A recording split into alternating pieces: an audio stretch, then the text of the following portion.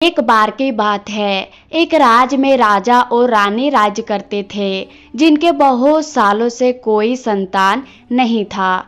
कुछ दिनों के बाद रानी को बच्चे की आशा हो गई। जब उनको यह पता चला कि अब उनके घर बच्चा आने वाला है, तो उन्होंने कई ज्योतिषियों को यह जानने के लिए बुलाया कि वह लड़का होगा या लड़की, और वह किस तारे में पैदा हो। तारे देखकर ज्योतिष बोले, यह बच्चा एक लड़की होगी और उसका भाग्य कहता है कि 20 साल की उम्र से पहले पहले सूरज को उससे प्यार होगा और वह उसकी बेटी की माँ बन जाएगी। राजा और रानी यह सब जानकर बहुत परेशान हुए कि उनकी बेटी सूरज की बेटी की माँ बनेगी। वह सूरज को आसमान में रहता है और जो कभी शादी नहीं कर सकता।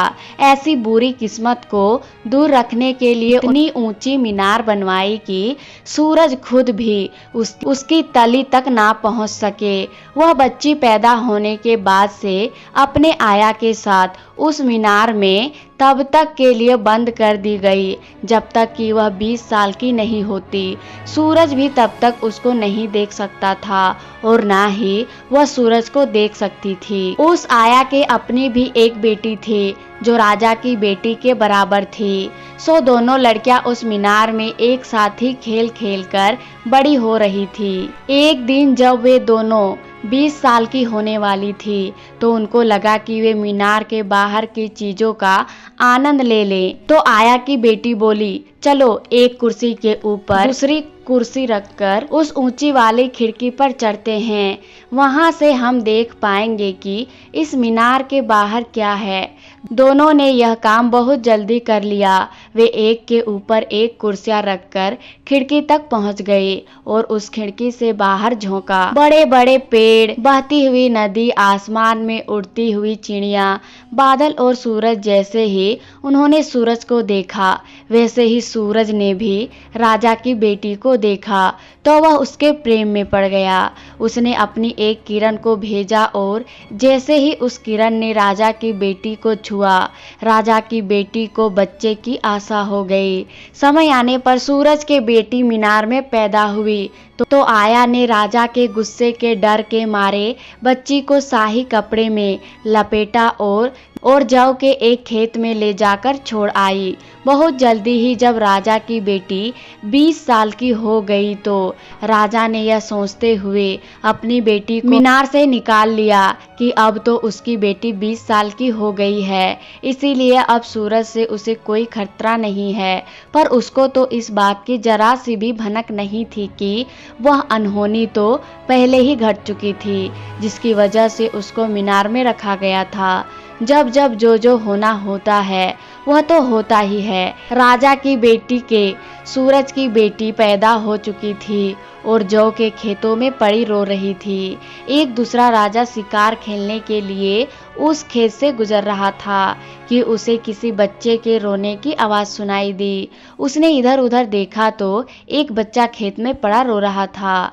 खेत में पड़ी उस बच्ची के ऊपर उसको दया आ गई, तो उसने उस बच्ची को उठा लिया और उसे ले जाकर अपनी पत्नी को दे दिया। उस राजा ने उस बच्ची के लिए एक आया रख ली और वह आया उसको पालने लगी।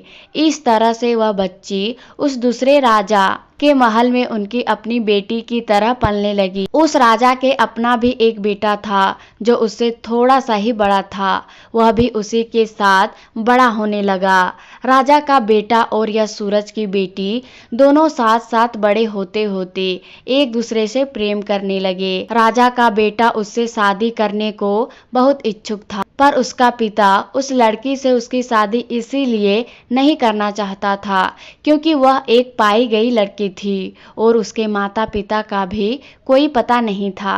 राजा ने उस लड़की को यह सोचकर अपने महल से दूर एक अकेले घर में भेज दिया कि इस तरह से उसका अपना बेटा शायद उसको भूल जाएगा।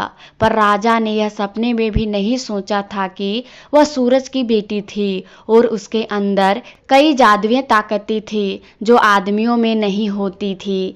जैसे ही वह महल से चली गई, राजा ने अपने बेटे के शादी एक अच्छे राजघराने की एक लड़की से पक्की कर दी। शादी वाले चीनी, छड़े बादाम, दुल्हन और दूल्हे के सब रिश्तेदारों और दोस्तों को भेजे गए। वे बादाम सूरज की बेटी को भी भेजे गए।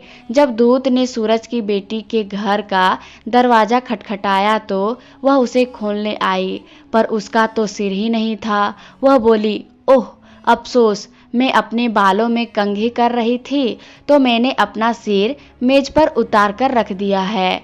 उसको तो मैं वही मेज पर रखा छोड़ आई। मैं जरा जाकर अपना सिर ले आऊं। अभी आई कहकर उसने दूत को घर के अंदर बुलाया, अपना सिर मेज से उठाकर लगाया और मुस्कुराई और बोली, अब मुझे यह बताओ कि मैं तुम्हें शादी की भेंट के लिए क्या दूं। इतना कहकर वह दूतों को रसोई घर में ले गई। वहां जाकर उसने कहा, ओवन खुल जाओ। वे और ओवन खुल गया। सूरज की बेटी दूतों को देखकर फिर मुस्कुराई और फिर बोली, लकड़ी ओवन में जाओ, और लकड़ी उड़कर ओवन में चली गई। वह फिर बोली, ओवन तुम जल जाओ और जब तुम गर्म हो जाओ तो मुझे बुला लेना। कहकर वह दूतों से बोली, अब बताओ क्या अच्छी खबर है। यह सब देखकर तो वे दूत आश्चर्य से हक्का बक्का रह गया और उसके चेहरे पर मुर्दी छा गई। वे कुछ कहने के लिए शब्द ढूंढने लगे कि तभी ओवन की आवाज आई।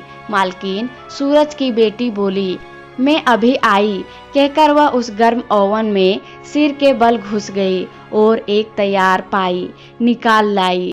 उसको उन दूतों को देते हुए बोली, यह पाई राजा के लिए शादी की दावत के लिए ले जाना। साना राजा के बेटे की दुल्हनी उस लड़की से बहुत जलती थी, क्योंकि हर आदमी जानता था कि राजा का बेटा पहले उसको प्यार करता था। वह बोली, अरे यह तो कुछ भी नहीं। मैं जब अपने घर में रहती थी तो मैं भी ऐसे काम बहुत करती थी। राजा का बेटा बोला, अच्छा तो जरा फिर से कुछ हमारे सामने भी तो करके दिखाओ। दुल्हन बोली, हाँ हाँ, लेकिन पर राजा का बेटा उसको खींचकर रसोई घर में ले गया। दुल्हन बोली, ओ लकड़ी ओवन में जाओ, पर लकड़ी तो ओवन में नहीं गई। नौकरों ने उसमें लकड़ी अपने हाथों से रखी। दुल्हन फिर बोली, ओवन में आग जल जाओ, पर ओवन तो ठंडा का ठंडा ही पड़ा रहा। उसमें तो आग अपने आप जली ही नहीं। नौकरों ने उसको अपने हाथों से जलाया और जैसे ही वह गर्म हो गया तो उस घमंडी दुल्हन ने उसे अंदर घुसने की जिद की, पर वह उसके पूरी तरह से अंदर घुसने भी नहीं पाई कि वह उसकी तेज गर्मी से जलकर मर गई। कुछ समय के बाद राजा के बेटे की दूसरी शादी की गई। उस दिन भी चीनी, छड़े बादाम दुल्हन और दूल्हे के सब रिश्तेदारों और दोस्तों को भेजे गए। 100 बादाम सूरज की बेटी को भी भेजे गए। एक बार फिर दूतों ने जाकर सूरज की बेटी के घर का दरवाजा खटखटाया तो इस बार वह दरवाजा खोलने नहीं आई, बल्कि दीवार में से निकल कर आई और उनका स्वागत किया। वह बोली, अफसोस, घर का दरवाजा आजकल अंदर से खुलता ही नहीं। मुझे हमेशा ही दीवार में से होकर बाहर आना पड़ता है और फिर दरवाजे को बाहर से ही खोलना पड़ता है। कहकर उसने घर का दरवाजा बाहर से खोला और उनको अंदर ले गई। उनको रसोई घर में ले जाते हुए वह बोली, इस बार मैं शादी की भेंट के लिए क्या बनाऊं?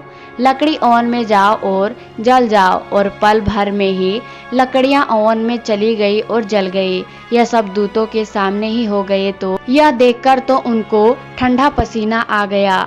दोस्तों, यह कहानी आपको पसंद आई है तो वीडियो को लाइक, शेयर, सब्सक्राइब जरूर करें। मिलते हैं अगली वीडियो में, तब तक के लिए राधे राधे।